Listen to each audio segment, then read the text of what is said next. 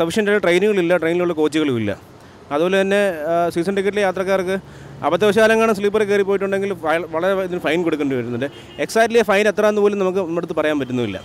അപ്പോൾ യാത്രയുടെ ഡിഫിക്കൽറ്റി എന്ന് പറയുന്ന ഒന്ന് ട്രെയിനിൻ്റെ സഫിഷ്യൻസി, അത് എത്രയും പെട്ടെന്ന് ഉള്ള ക്രമീകരണം ഉണ്ടാക്കുക. ഞാൻ ഡൽഹിയിൽ നിന്ന് ട്രിവാൻഡ്രത്തിന് ട്രാവൽ ചെയ്യുന്ന നമ്മുടെ ട്രെയിനുകൾ മാത്രം വളരെ മോശമാണ്. ഞാൻ അവിടെ വേറെ പലയിടത്തും ട്രാവൽ ചെയ്യുന്ന കൂട്ടത്തിൽ നമ്മുടെ ബോഗീസ് വളരെ മോശമാണ്.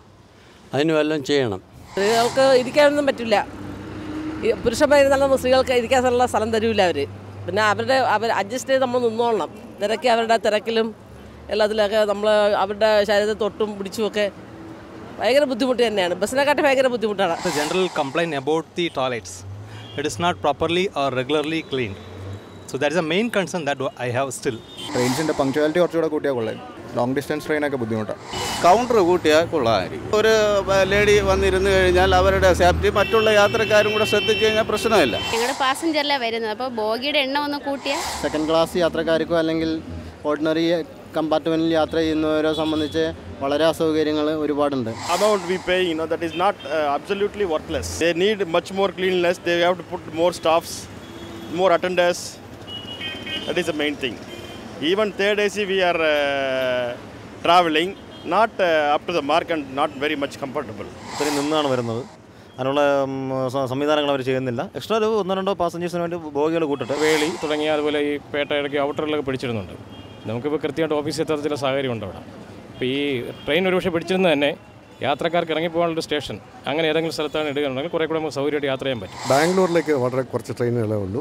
അത് വളരെ ബുദ്ധിമുട്ടുണ്ടാകുന്നുണ്ട്. ബാംഗ്ലൂർ ഐലൻഡ് എക്സ്പ്രസും ബാക്കി എല്ലാം വെളിയിൽ നിന്നൊക്കെയാണ് സ്റ്റാർട്ട് ചെയ്യുന്നത്. ഒറ്റ ട്രെയിനുകൾ, അതൊരു ബുദ്ധിമുട്ടാണ്. കമ്പാർട്ട്മെൻറ്റ് കൂട്ടുക, പിന്നെ ആദ്യമായി ഷട്ടിൽ ട്രെയിനുകൾ ഓടിക്കുക. ലേഡീസ് കമ്പാർട്ട്മെൻറ്റിൽ തന്നെ ബോയ്സും കയറിയായിരുന്നു.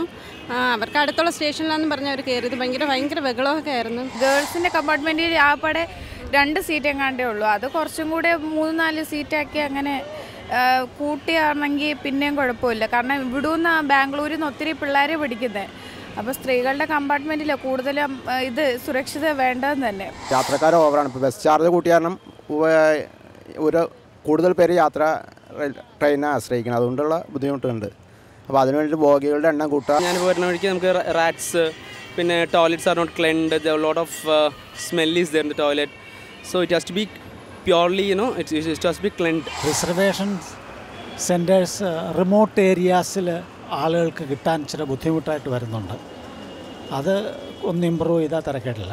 എൻ്റെ സ്ഥലം ഇടുക്കിയാണ്. അവിടെയൊക്കെ റിസർവേഷൻ ഓൺലൈനിലുണ്ടെങ്കിലേ കിട്ടുള്ളൂ. കോട്ട കൊടുക്കുകയാണെങ്കിൽ പ്രത്യേക ഓരോ ട്രെയിനിന് കോട്ട കൊടുക്കുകയാണെങ്കിൽ അവിടുത്തെ ആളുകൾക്ക് അത് സൗകര്യമായിരിക്കും. 15 മിനിറ്റോളം ഇന്നും പിടിച്ചിട്ട് മിക്ക ദിവസമുള്ള പ്രത്യേകിച്ച് ചെന്നൈ സൂപ്പർ ഫാസ്റ്റ് ഒരു 15 മിനിറ്റോളം പിടിച്ചിടാറുണ്ട് മിക്ക ദിവസങ്ങളിലും.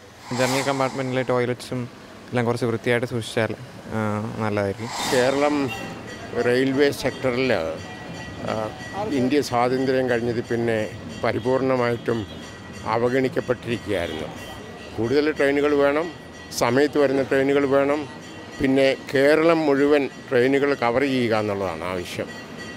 അതെങ്കിലും വേണം കേരളത്തിന്. കേരളീയർക്ക് എന്തുകൊണ്ടിങ്ങനെ അവഗണന സംഭവിക്കുന്നു? ഇനിയെങ്കിലും അതിന് മാറ്റം വരുത്തണം. കേട്ടില്ലേ ജനങ്ങൾക്ക് റെയിൽവേയോട് പറയാനുള്ള പ്രശ്നങ്ങൾ. തിരുവനന്തപുരത്ത് നിന്നും കൗമുദിക്ക് വേണ്ടി ആശ.